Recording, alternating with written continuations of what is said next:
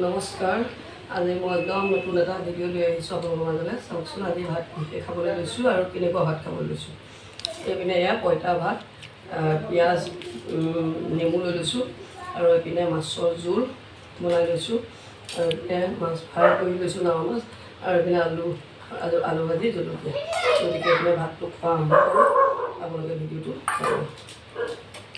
পঁইতা ভাত গৰম আহিলে নহয়, এতিয়া পঁইতা ভাত চলিব প্ৰায়।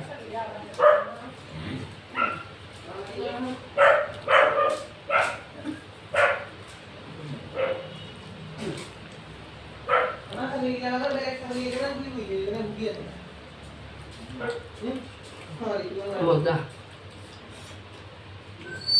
আজি প্ৰথম পঁইতা ভাত।